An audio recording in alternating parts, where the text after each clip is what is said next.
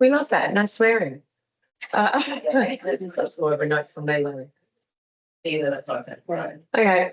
We might as well get started. If you do see somebody come up there and want to get interviewed, that's a myth. Yeah. There's supposed to be a couple from Kununurra, but I haven't seen anybody yet from Kununurra.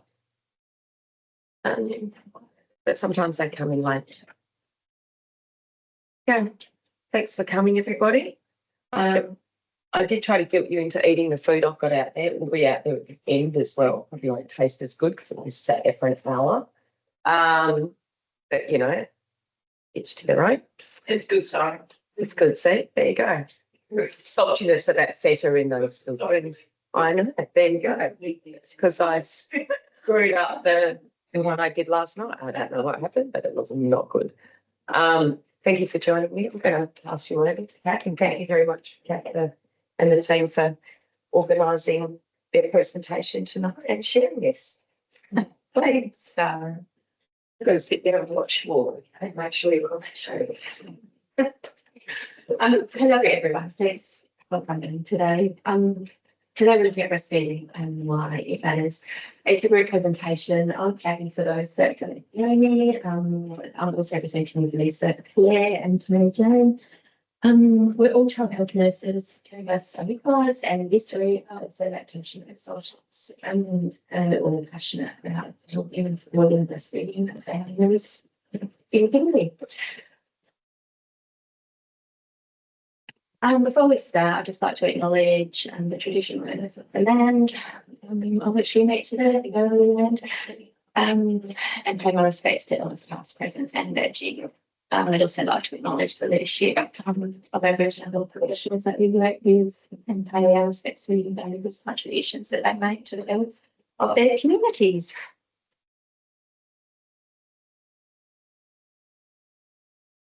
A quick overview, just look at benefits of breastfeeding, accurate statistics, especially for the Kimberley breastfeeding management of the common breastfeeding problems that we see in our clinics.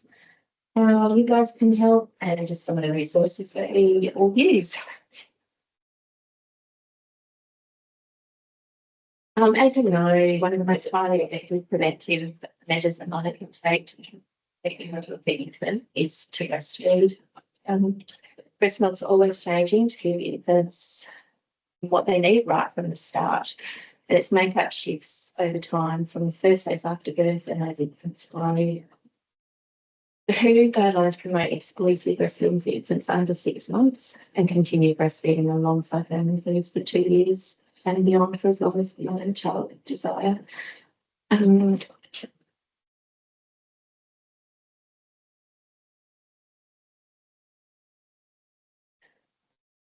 So breast milk does contain all of the nutrients necessary for a baby's development for the first 6 months. We commonly see babies stay solids around 4 months in the community, so that's something we're really trying to promote. It remains the most important part of the baby's diet for the first 12 months. Also, with the addition of family foods up into 12 months, and it continues to provide a valuable source of nutrition, immunology, protection for 2 years and beyond. Breastfeeding is legally protected in Australia, so mums and babes can breastfeed wherever babies are legally allowed to be. And it can't be asked to leave in there. We need to be protecting that with our families. I think we've all seen the news of people being asked to leave airport lounges and cafes, and it's not legal. Breast milk is the best superfood. The health, nutritional, economic and psychological benefits of breastfeeding are very well documented. As you know, breastfeeding results in fewer enteric respiratory infections in babies. These are conditions that we see every day in our clinics out there. Reduced hospital visits and antibiotic use, and with reduced hospital visits, the cost of families of being away from their other kids to bring the babies to hospital is huge. So something we want to avoid. Low SIDS risk, and again, we've had 7 SIDS deaths in the clinic in the last 18 months. So something we want to promote. Low risk of neck in premature babies, There's also all those long-term benefits of lower risk of obesity, lower type 2 diabetes, reduce autoimmune diseases, reduce asthma, reduce allergies. And recent research is looking at higher IQ, better memory, better emotional regulation.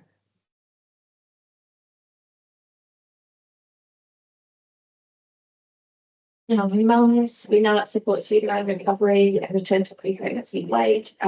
It reduces postpartum depression, encourages birth space and lactation amenorrhea, and that's something I feel like is really increasing if you lose those closest those births and all the risks that entails.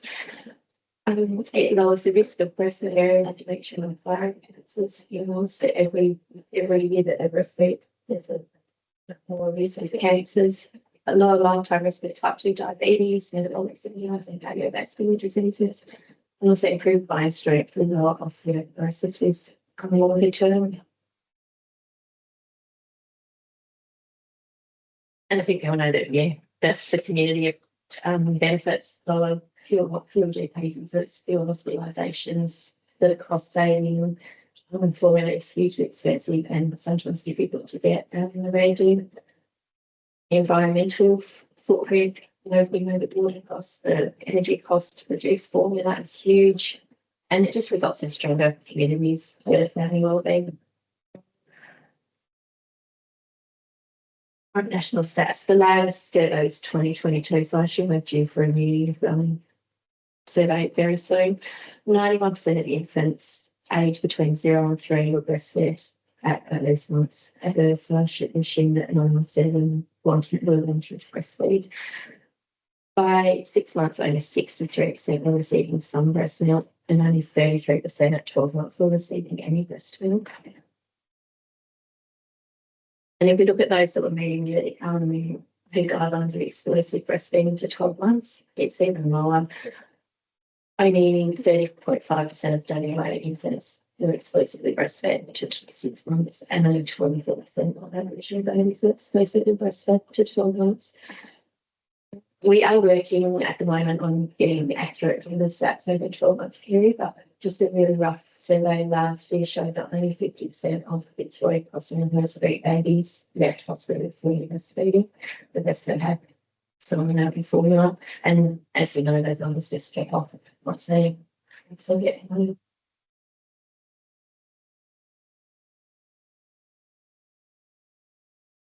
And so looking at why, we're just going to have a look at why breastfeeding is dropping off, what's contributing to that. Measure to AJ.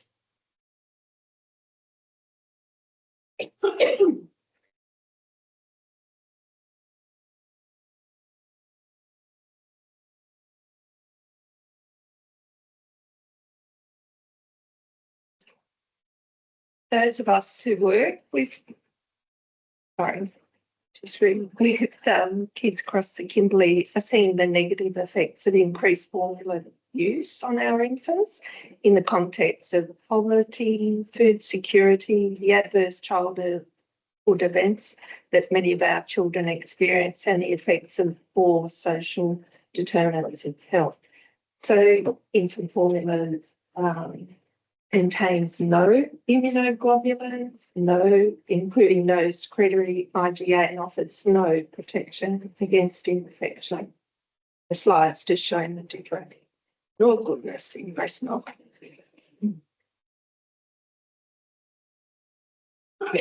We understand that breastfeeding is a choice, but it's crucial for every new mother to have access to unbiased information free from influences. Aggressive and often manipulative marketing tactics of commercial milk formula companies. Formula sales bring in US $55 billion annually, so we see why they adopt aggressive marketing approaches and strategies. Emotion-driven campaigns playing on insecurities of new parents with the message that formula is superior to breast milk. The manipulation of scientific information by misrepresenting the data. Formula milk companies post content on their social media accounts around 90 times per day reaching 229 million users, representing 3 times as many people as are reached by informational posts about breastfeeding from non-commercial accounts. Rampant marketing combined with a lack of breastfeeding support has created an environment of misinformation and confusion. Women are led to believe that disrupted sleep and frequent crying is a sign of insufficient breast milk supply, and that's the cause. This leads to formula top-up, breast refusal, fussiness in baby, and a whole cascade of intervention, followed soon by the cessation of breastfeeding. Infant formula can't mimic or replicate the unique qualities of breast milk. Sorry. Infant formula brands are all the same, despite their claims. And you might see on labels gold, silver, platinum. It's just marketing tactics. Infants need breast milk or formula until 12 months, but formula is not needed after 12 months. The marketing of infant formula in Australia is important because we're in a signatory to the International Code of Marketing of Breast Milk Substitutes, which we'll call the code. And it's a set of recommendations developed by the World Health Organization. It regulates the marketing of breast milk substitutes, feeding bottles and teats. The code aims to contribute to the provision of safe and adequate nutrition for infants by the protection and promotion of breastfeeding and by ensuring the proper use of breast milk substitutes when these are necessary, based on adequate information and through appropriate marketing and distribution. The implementation of the code is the responsibility of governments who can adopt legislation, regulations or measures such as national policies. In October 2024, the Australian Government announced its intention to replace the marketing in Australia of infant formulas, manufacturers and importers, or the MAIF agreement, which was voluntary with stronger mandatory controls to protect the health of mothers and babies. So the Department of Health, Disability and Ageing is developing legislation to restrict infant formula marketing. This includes restricting manufacturers and importers of infant formula from engaging in all forms of marketing of infant formula, including on digital platforms and social media, from providing free samples and gifts that may promote the use of infant formula. And as lactation consultants, we get given lots of stuff. You might see doctors in their surgeries, even pens, they're a form of marketing. They're not allowed to use healthcare facilities for the purpose of promoting infant formula and, as I said, offering gifts. And they can't use staff employed in marketing to provide education to pregnant women or parents. That is a thing in third world countries.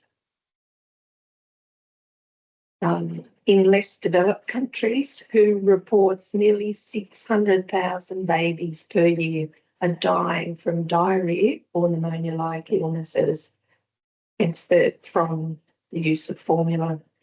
The cost to remote communities, they can pay up to $49 a tin, probably more now because we did this prices last year. And they'll need approximately at least 1 tin per week, depending on the age of the baby. And natural disasters, floods, bushfires, cyclones, all impact formula supply and feeding decisions.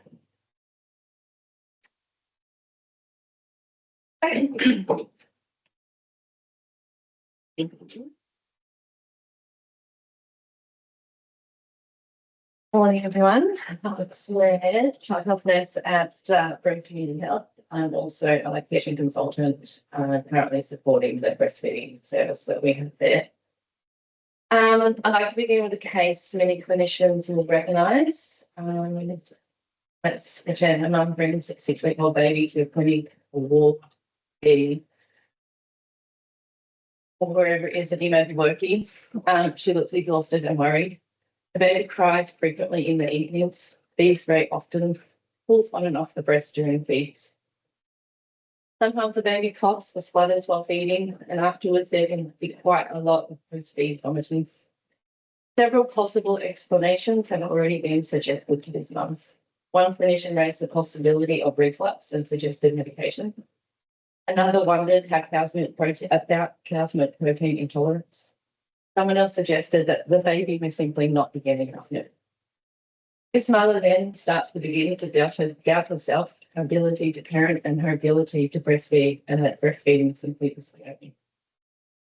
But when we step back and carefully look and observe the picture, it appears quite different. The baby is gaining weight well, the nappies are adequate, and development appears entirely normal. Often, if we step back and observe a feed, we notice that the baby can be working quite hard to maintain a good flow and attachment. The flow can appear fast, and the baby frequently pulls away to regulate the flow. The feeding environment is also fairly overstimulating. When we help a mother try and When we help a mother try a more reclined position, provide better body support for both mum and baby, reduce some of the surrounding stimulation, and encourage more skin-to-skin contact to support regulation, feeding interaction changes noticeably. The baby settles more easily, feeds more efficiently, and mum reports overall greater comfort. Importantly, nothing about this scenario has changed the milk supply of the baby's gut, but the feeding experience has improved significantly. This kind of scenario raises an important question. Are we always seeing pathology, or are we sometimes observing normal infant behaviour interacting with feeding mechanics? When we talk about breastfeeding problems in the clinical practice, we often think of a familiar list, such as a poor latch, low milk supply, mastitis, reflux, or colic. Or baby simply has breast refusal and isn't enjoying the breast. These frameworks categorise challenges into specific diagnoses, and management often focuses on correcting the technique at the breast and placing a diagnosis. This approach makes sense from a medical perspective. We're trained to identify symptoms, assign a diagnosis, and treat underlying conditions. But infant feeding behaviour is more complex than that. Babies are not static systems. They're developing rapidly, and the behaviour changes from week to week. Applying a rigid diagnostic label to normal developmental behaviour can sometimes unintentionally create anxiety for families and lead to unnecessary investigations and interventions. Another way to view breastfeeding is as a dynamic biological system. Feeding involves interaction between the mother's body, the infant's developing nervous system, milk flow, and the surrounding environment. Babies are learning to coordinate suckling, swallowing, digestion, and sensory regulation. They're learning to regulate the state, moving between alertness, feeding, and sleeping. Skin contact is often underrated. It plays an important role here.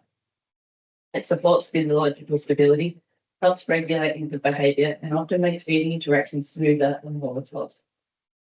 When infants pull off the breast, crying during feeds, or pause frequently, these behaviours may sometimes represent attempts to self-regulate rather than signs of disease or inadequate milk supply. And some water. I'm just so dry. I can't speak.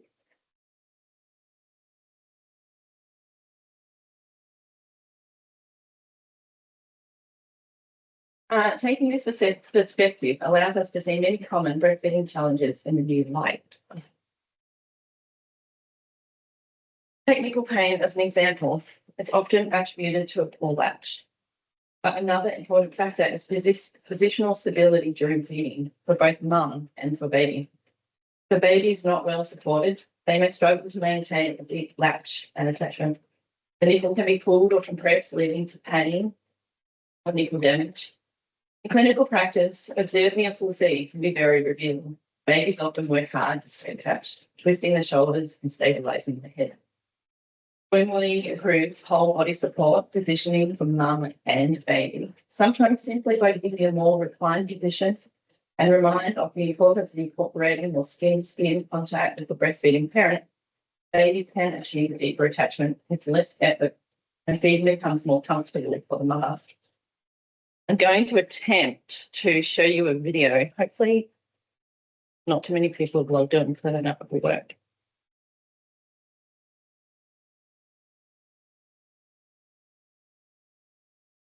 Can you all see the screen? Yes. It's only a 1.5 minute video. This is just to give you an idea of what actually is happening inside the baby's mouth when they breastfeed. Technology is not my strong point.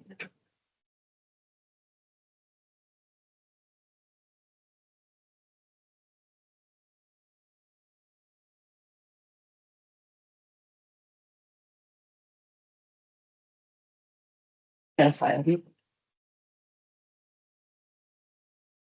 There's no noise. Oh, Because going to the speaker. turn that down so it feeds back on the speaker there. Which one?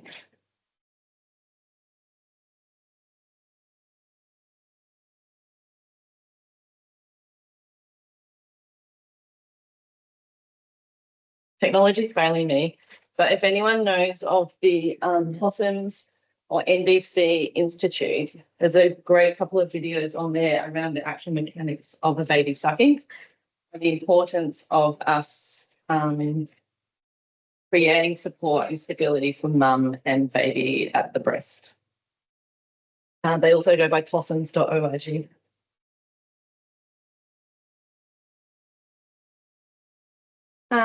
Milk supply, perceived low milk supply is one of the most common concerns parents face. Frequent feeding, unsettled behaviour, or softer breasts are often interpreted as a sign that milk supply is inadequate. However, frequent feeding is biologically typical at any age of feeding. Babies have small stomachs, digest breast milk quickly, and frequent feeds help regulate milk production. When concerns arise, focusing on an objective markers such as growth, wet nappies, number of dirty nappies, and developmental milestones can actually be reassuring for families. Supporting parents with cue-based feeding, tuning into baby and their needs to feed, encouraging time spent in close contact, skin to skin, and rooming in, help them trust infant behaviour often, resolves concerns without any change to actual milk supply.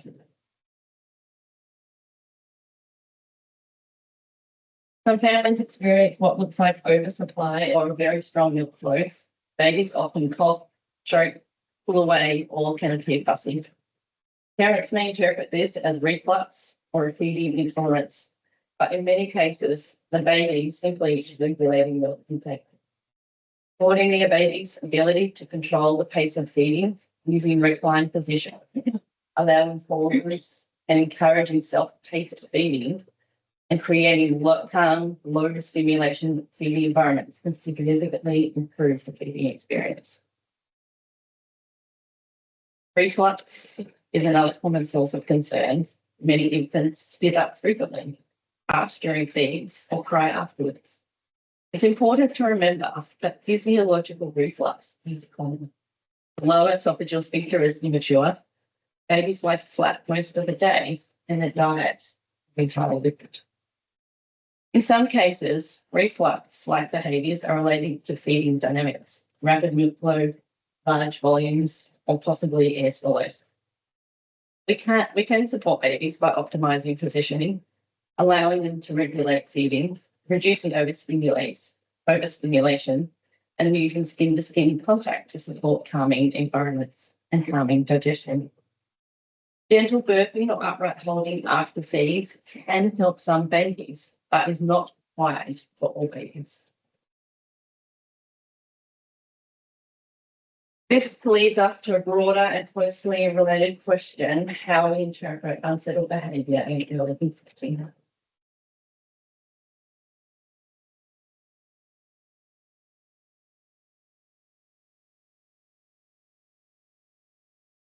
Yes, I have.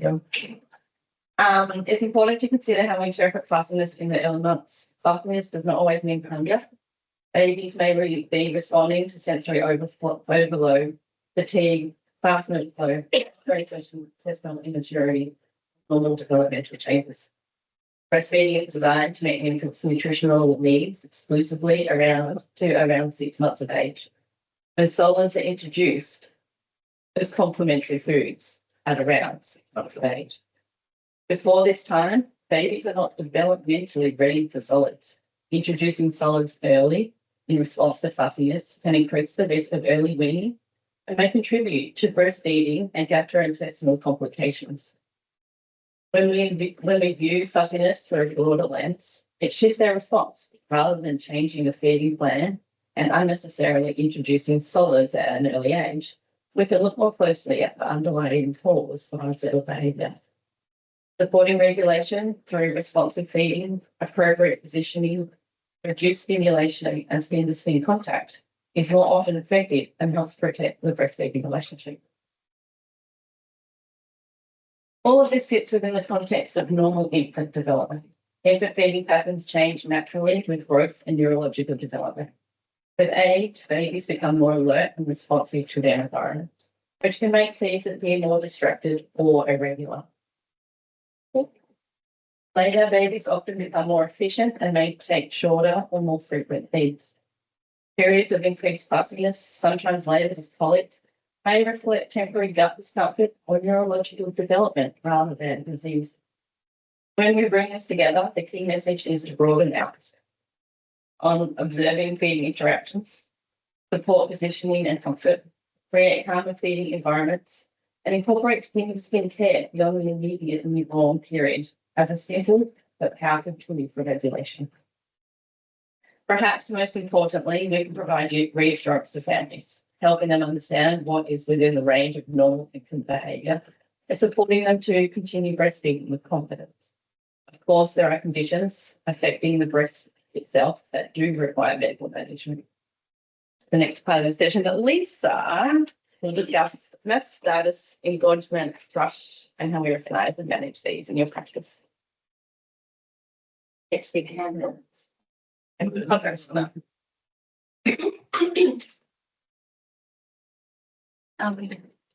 Switches.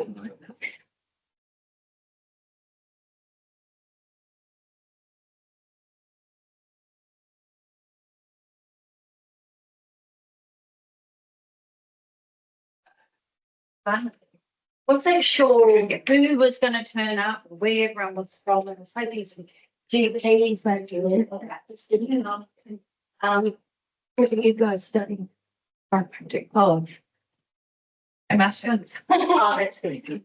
So I was hoping some GPs would come because one of the most common urgent GP sort consults for the new mum is likely to be suspected mastitis. So want to pass on the message if a new mum's really, she sounds a bit distressed, urgently needing to see GP, that the receptions at the GPs and the surgery takes it seriously as that new mother. And indeed, you just sort of educate ED staff on the presentation for new mum as well. So what is mastitis? So it's inflammation of breast tissue caused by engorgement, damage to nipples or over full breasts. And it may or not include an infection, and quite often it could be a bacterial infection, but that's not always the case. Symptoms are feeling unwell. That's usually first the woman might have a reddened area on her breast, like that. Flu-like symptoms such as a fever, malaise, which is feeling quite lethargic, can't get out of bed. A lot of people think that she's got the flu, but then put the puzzle together, you'll see that red area usually on the breast. And it might be hot and swollen. Skin might be red and shiny and have streaks, but usually it's hot and painful. And it can worsen very quickly. I was out at dinner one night with my daughter, and by the time she had the entree to dessert, she had Ryan's fever. You know, we had to take dessert, get some antibiotics pretty quickly.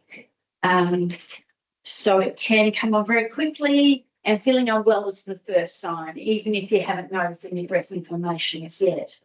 And if the woman doesn't feel any better with some, which I'm going to talk about what to do, untreated can lead to a breast abscess and quite often hospital admission as well, and sometimes surgery. So managing and treating, problem solving. As soon as a woman knows a lump, sore spot, red area, early action is needs to be intervened. So let's see if that's on there. Early management, yep. So start treatment as soon as lump, sore spot, redness appears. Early action and fast recovery. Keep breastfeeding and expressing. That's the biggest thing. You've got a sore breast. You know, quite often people go, "Oh no, that's too sore." Your baby is the best one to draw that. If it's a blocked duct, you need to keep breastfeeding on that side. Sure, good positioning and attachment. Alternate breasts, of course. Don't you think, you know, get baby feed on the sore side, but you don't want to ignore the other side either. And milk always remains safe. So if you think you've got an infection, the mother still needs to feed on that side. It's safe for the baby to feed from there as well. So even if the mother's got mastitis, keep feeding on that side. Even if the woman's got an open wound on that side, and she's had to have surgery, you still feed on that side. Sometimes the milk might change and the baby might be feeling like some different taste, but then the mother needs to express. So never ignore that sore breast. So never tell a mother she can't breastfeed on that side. If the breast's inflamed, cold relief, cold packs, put a nappy in the freezer, wet, take that out. It's a good shape for around the breast. You can make your own cool packs all the time with that, nappies and breast pads. Anti-inflammatories can help, pain relief, Panadol, rest and recover. One big tip just happened to me. Always wash your hands when touching your nipples, and that's how I got mastitis twice. And then I was bedridden. I just didn't know what was going on. You're in the middle of the night, you're changing a dirty nappy, you're forgetting to wash your hands if you don't want to turn the lights on. Nipples are sore or cracked, putting the cream on, and next thing you've got a bacteria going through into your nipple, into the breast. So, and it's easy to forget when you're tired as well, applying the creams. So as we said, prompt medical consultation once a woman gets to the point of probably having a fever and malaise, which is unable to get out of bed usually. But sometimes it's hard when you've got like kids to look after. And I'll tell you now, if you've had mastitis, leave the other kids to fend for themselves because you just can't get out of bed. So it's really important when seeking medical advice that a sample is taken of the breast milk and a swab of the nipple as well, or if there's sometimes women don't come in until it's too late and there's a bit of a breakdown in the skin, so it's really important to send cultures and start antibiotics and make sure we're on the right antibiotics, hence why we're going to take a swallowing culture. Appropriate antibiotics, which I said there. Thrush, it's another thing. So sore nipples again. So mother may present herself with nipples that feel like they're tender and burning, or presents because the baby's not feeling well and appears to be in pain. So it could be the mother that presents, like her nipples are on fire and they could be red and shiny. Recent use of antibiotics could be one of the reasons, but sometimes it's just not known. So the symptoms, nipple pain, breast pain, often not visible. Nipple thrush pain is often described as burning, itching, stinging, and maybe mild to severe. Breast thrush pain can vary, stabbing, shooting, or a deep ache. And pain's not usually ongoing. It's usually at the time of the feed. There could be pink, bright pink. Areola could be reddened or dry and flaky. And rarely any white rash can be seen on the woman's nipples. Or she could have a nipple crack that's very slow to heal as well. The baby signs of thrush in the baby might just be white in the baby's mouth, on their cheeks. It's usually a thick coating, but sometimes it doesn't have to be that thick. White spots inside the cheeks could be early presentation. Thrush is on the baby's bottom, and it could be a bright red rash with spots around it. And it doesn't clear with an antifungal cream. Or baby might be feeding poorly and in discomfort. Back to that one. Very important when a baby's being treated with oral thrush that the mum is treated at the same time. So you just got to pass it in between you. If you've got a toddler in the house, quite often if the baby's got a dummy, which we don't sort of like with feeding, and the toddler's going to pull the dummy, put it in their mouth, or share stuff. We've got to treat the toddler. Don't let the toddler suck on the dummy. Mum always needs to be treated because imagine the baby's got oral thrush and it's breastfeeding, it's just going to be passed in between as well. Very important when the baby's being treated, it goes down the side of the baby's mouth because if it goes into the mouth, it's swallowed, it's not coating inside of the mouth as well. And it can be quite thick. So babies can sort of have a little bit of a choking fit on the thrush treatment. So it just goes down the side of the mouth, so it coats inside of the mouth. And treat the other family members if there's risk of them sort of sucking on the same baby toys, dummies. Keep nipples dry and boil anything that's going in the baby's mouth if it's the dummy or something you're doing top ups with formula, which we're trying to get away from. And is there any questions about? Should I start with? Engorgement. So you know that engorgement sometimes can lead to the mastitis. Usually your milk comes in average 50 hours for a woman who's had a baby, and quite often it starts with venous engorgement, all these blood flow and starting to make milk. So it's really common engorgement, and it usually settles once we get the feeds right. But new babies, they're a bit sleepy, the milk's coming, so it does take a while for the breast to settle down, but they can be really tight and painful. And I've actually had women come in before that haven't fed for, a day and a half because they just can't get the baby on the breast. And they're so engorged and they can't express anything out and they don't know who to go to. So it can make attachment very difficult. If untreated, may lead to mastitis because you've got that milk stasis there. And as I said, early engorgement can be venous as that milk is coming in. So pores are not coming in, overstimulation. Some women think they've got to express. I'm seeing nowadays that women are saying, well, what pump should I buy when they're having a baby? There's no need to buy a pump. There's no reason to have a pump. A pump is something that you might need later on if you think that, you're going back to work, or you can source them from the community health centres. There's no reason why a woman should be buying a pump because she's pregnant, she's having a baby. So we do see a lot of overstimulation because women are really keen to have had that baby and I want to start pumping because I want that supply to put in the freezer for when I go out and different things. So we've sort of got to get people away from this having to get this stash immediately. So that's what we do see a lot of overstimulation. And sometimes babies not effectively removing the milk. So you've got this milk sort of stasis staying in there. And you've got the engorgement, which also leads to potentially mastitis. And some misfeed. So, the woman's got a little bit of stash in the freezer and she's given the baby to the husband and the partner or whoever, mother-in-law, and she's bottle fed the baby, but she's missed the feed on the breast. So you've got that milk stasis, that engorgement. So there's so many reasons for engorgement. But reducing the pain, preventing engorgement is avoid missing feeds when possible. If you're going to miss a feed because you're away from your baby, then you should be taking that milk off as well.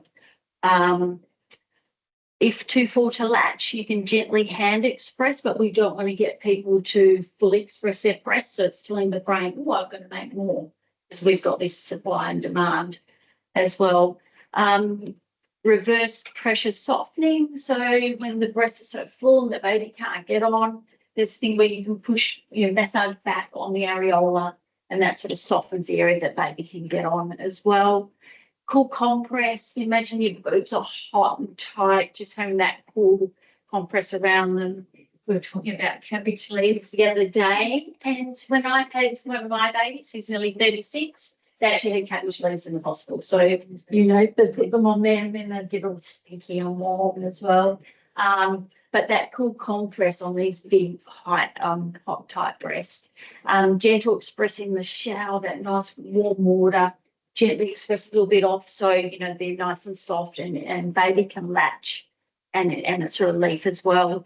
Avoid tight bras, especially anything with an underwire. That's another cause potentially for a mastitis. If you've got something digging in there, it's blocking off the, you know, or the ducts, and then you can get an infection. So no underwires. And sometimes you need some analgesia, so some Panadol, if they're so big and tight. So anyone that's ever experienced it, oh my God, Pamela Anderson, but it's so painful as well.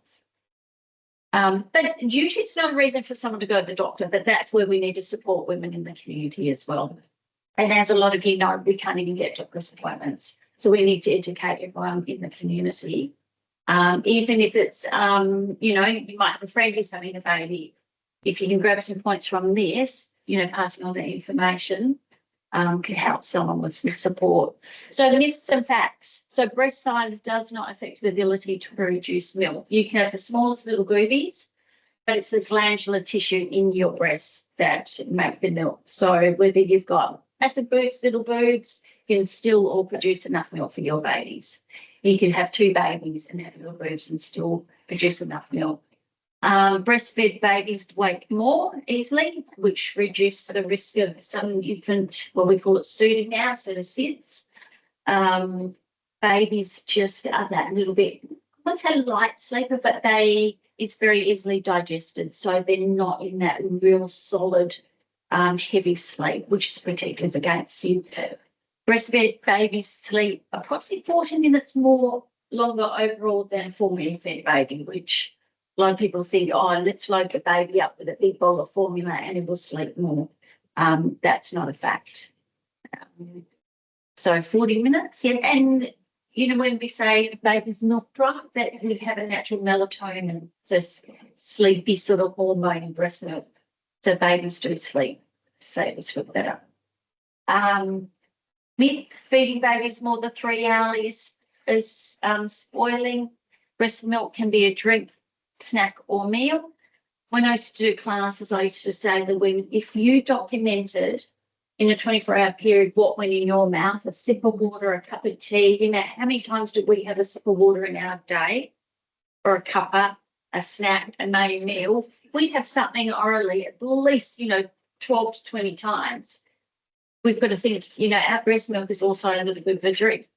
So, you know, it's not unusual for a baby to feed, you know, 10, 15, 20 times. It could be a 2-minute snack was thirsty, it could be a snack, so it could be a 20-minute snack, or it could be an hour-long main meal feed. So we don't want to deny baby time at the breast as well.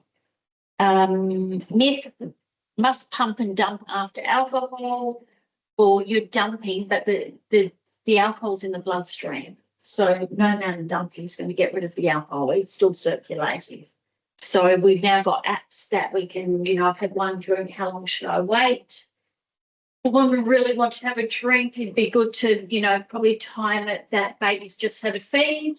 Hopefully the baby can spend the evening a bit sleepy. So you have your drink, and then by the time baby wants to feed again, it's 3 hours later. So usually that's quite safe. But we try and recommend no alcohol is safe. Pregnancy and breastfeeding. Don't breastfeed when sick. Fact, breast milk gives babies antibodies, and it's best to keep breastfeeding. If you've been exposed and mother's maybe got a gastro or something like that, those antibodies then go in the breast milk, protect that baby from that's going around that the mother's got as well. So the best thing is mother should keep breastfeeding as much as she can. Do you want me to take it over? Just a moment. To see, I want to talk just quickly. Got no health practitioners. Oh, we do.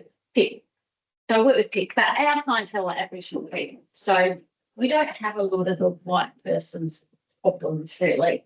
But I just want to talk about the role of hormones in breastfeeding. So if you see someone who came into you in a clinic, could be chiropractor, whatever, and they just had a baby and they're maxed out, whatever, and they're still talking about, yeah, I'm still bleeding a lot. The milk supply sort of gone down.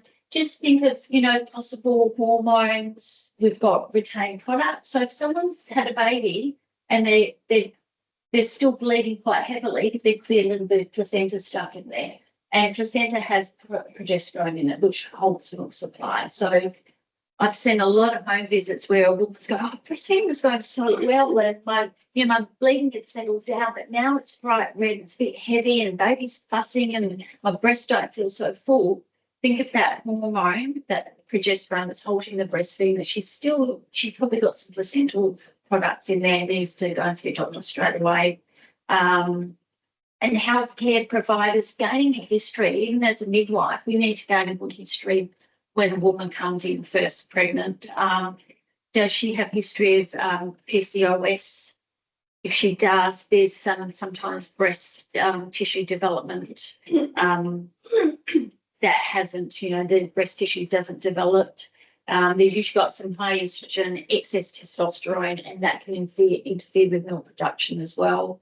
It's really important to examine the breast when you're seeing someone for the first time antenatally, or even as the GP who've got pre-pregnancy planning. They may have had a surgical procedure, breast augmentation, reduction. Someone could have inverted nipples. Some of the medications they're on could have had a car accident and had a chest tube. And the chest tube quite often goes near the nerve that supplies, the neural pathways to milk production. So gaining a good history can sort of prevent some of the breastfeeding problems and set someone up for a good breastfeeding journey as well. Just not talking about the role of the those things as well. That's it. Sorry, it was sort of all over the place, but I like to talk. I do to insights.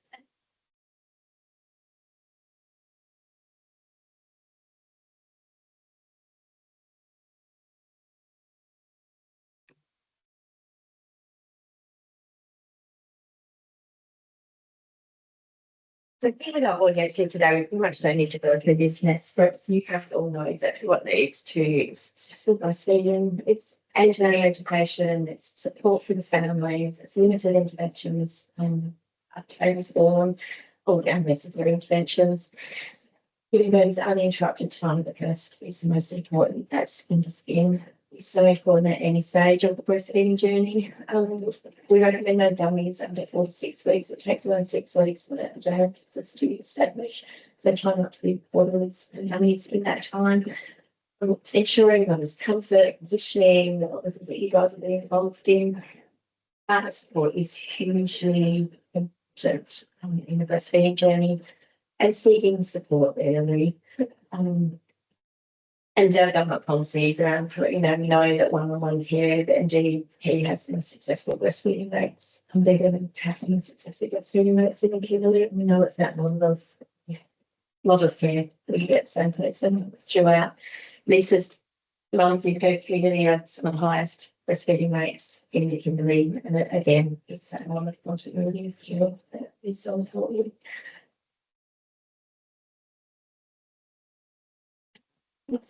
Encouraging and supporting breastfeeding mums wherever and whenever they choose to breastfeed is so important for all of us. So just being aware and promoting breastfeeding and the positive benefits to clients and members of the public, and referring breastfeeding families for support, advice, education as needed. And just we do recognise that families are free to choose how to feed the infants, but all of us just aiming to make sure that families have the information that they need and the resources that they need to make fully informed decisions. We do also need to acknowledge that the ability to breastfeed is very much shaped by support people around them, and it's not simply to successfully breastfeed. Support includes their partners, family carers, care professionals, and more broadly government policies that shape all of our programs. And we're all very much constrained by policies, as we know, for funding that we get, we don't get for breastfeeding support in the family. It is important to know that 91% of women do choose breastfeed, but most of them don't successfully continue that breastfeeding journey. The services that we have available to us in the Kimberley is the Broome Breastfeeding Support Clinic, run by Claire and Christy, Julia, and Community Health, and Wax and telehealth lactation service that runs from 6 weeks to 6 days that you can, if they need months too. And all of our midwives and child health nurses around the Kimberley are pretty passionate about breastfeeding, so most of the clinics you can get breastfeeding advice. So yeah, Kimberley LC's Claire, Mary Jane, and Lisa are happy to take calling at any time with breastfeeding queries. I'm based at Yokomoto House, and like I said, all of our community midwives and child health nurses at Wax and at all of our Archer sites, there are passionate people everywhere. The paediatricians at Broome will accept referrals for those less than 6 weeks if you suspect a tongue tie.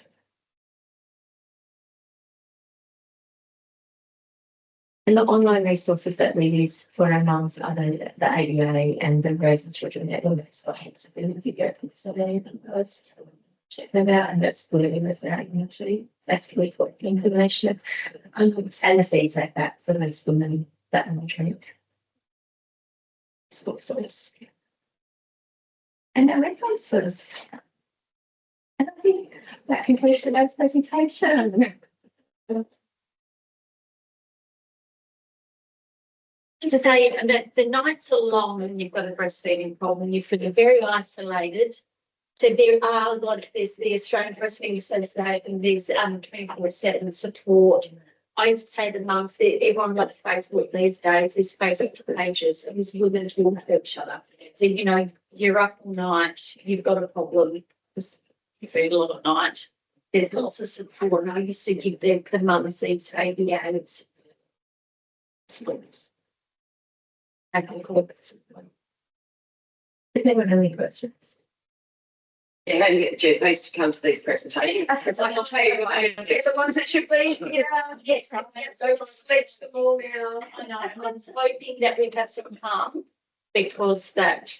Well, we were supposed to, I don't know, sometimes I do understand that people get caught up in their jobs, and our Connemara GP didn't. And he's really quite regular on our online, so it's a bit of pity because he's quite young and he's very lovely. So, but thank you for that presentation. I found it very interesting, and this video will be published in Rural Health West and in my next year's newsletter. So I'll do a big call out to get people to actually discuss it. And well, let's watch it. That's the thing; they can do it in their own time. They can get through, and it's this way. It's very reassuring to know that all these services that are in place. I had my first PR in 2018, and in hindsight, birthing in the bath 3 years of woman in fibres and having grade 2 tear. I said that didn't come out, and then I had to get those skills in. And I'll come through because my daughter lost so much weight.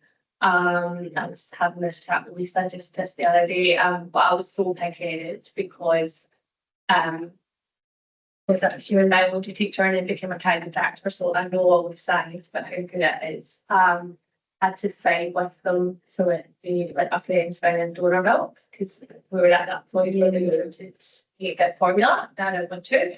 But they dispensed donor breast milk for me in the hospital after I signed a waiver. It's probably up to about 10-12 weeks using donor breast milk. Right, for 12 weeks, so we see how we supply it. I spent 48 hours religiously pumping every 3 hours because I was one of those people that preemptively bought a pump because I knew I was going to go back to work within the 12-month period. So like I had that at home. And I ended up breastfeeding her, I think. We had gone over to Scotland for her first birthday, so I think the long haul flight. So I think my mum died up about 1 week before she turned 1. But that was a massive achievement before you judge people. In the early days, I didn't think I would get to 3 weeks, and then I got there and I was still introducing salad, and then I got to 6 weeks, so that was massive for me. And it does affect your mental health because you think this, why is this not working? This should be the easiest thing in the world. And then obviously, so with my second, totally different experience. I got let down, I was leaking, I was like, this is so different. But what I found back then, in October 2018, the only lactation consultant that I was made aware of in town was Tracy Gilchrist, who was still working at the time, and she had the audacity to be on annual leave. So I felt like I had to sort of navigate it on my own, and I'm very health literate. I did a one research, and so I'm just thinking, if I felt like that, people that don't have that level of education and that level of understanding, where does that lead then? Because it felt at times like very uphill that was for me. And it just goes to show how support is, and how to be pushing for more services. I don't recall, I mean, there may have been analysis where I don't recall that many. Is that right? Is there a lot of these services new or what? So when we used to the home, so your first community midwife, or I mean, I was a community midwife before MGP. So you would go through the purple book and you would show all the supports, a 24-hour line to call someone for support. Yeah, I think I was more with someone.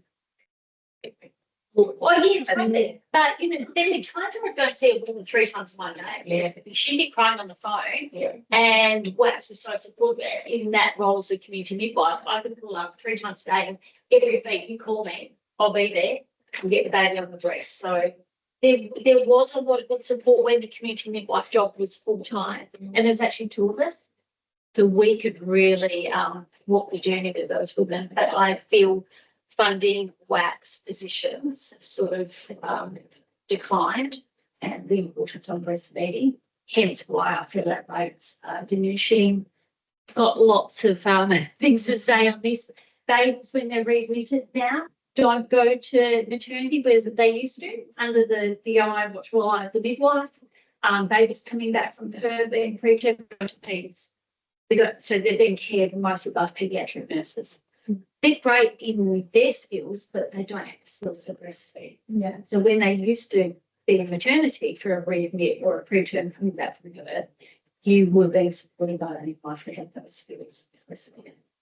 I feel that there's not enough emphasis on money going to the right place. Can I ask, how does drug use after birth? Because I see a lot of these younger women, so their children even still in my life, getting pregnant. Family ends up raising the child, and I know culturally that does happen quite a lot, and that's how these larger broader families in the Kimberleys, that's the role of mum or auntie and stuff like that. But I think increasingly in our younger generation, become a lot lazier and apathetic than, well, I think it's not handed out these days. Yeah, and I suppose it's, you have a lot of different shit going on in your life than we've had in our time. So I think it's Today we're going to be sitting here struggling with the tech like we have. Christian just got there. But there is, you know, I've got teenagers, there's a lot of that. If it happens straight away, if it doesn't, they do give up. And how does, you know, there's just a particular young lady that I know, you know, straight back on the drugs afterwards, you know, how does that affect, you know, it's mainly ganja, it's mainly marijuana. I mean, I drink alcohol, you know, and I got told my best midwife friends, it's like, don't worry, you can have wine. It's not the baby, you know, what goes into your breast with is ugly or none, as long as you're not getting absolutely shit faced. Excuse my language, not that he's online anymore. You know, a wine also when you're breastfeeding, it's not going to hurt the baby at all. And the main thing they tell you not to drink and see that drop your kid, drop your child. So how does that work these days, you know? we still, obviously if they're like so chaotic and they don't have the child in their custody because of their drug use, which we just see quite commonly, they're not breastfeeding. Not very long ago, those babies were being breastfed by someone else in the community, and we didn't have to worry about them. That is really not happening anymore, very much, is at least.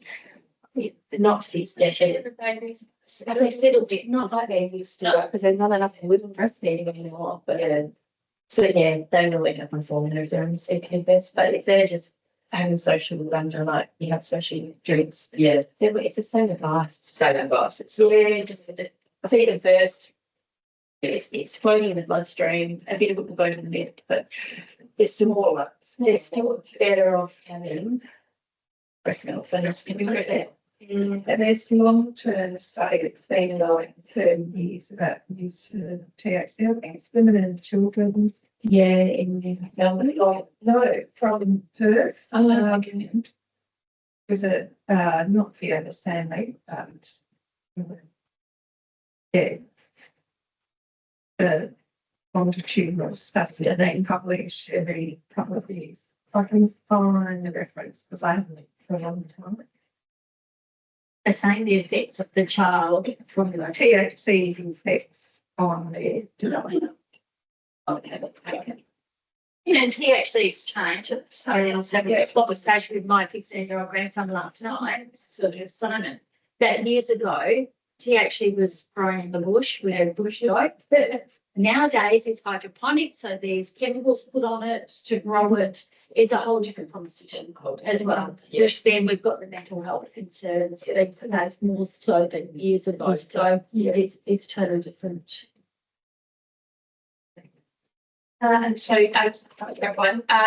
So I've done further paediatric training as a case back to this house most of the time.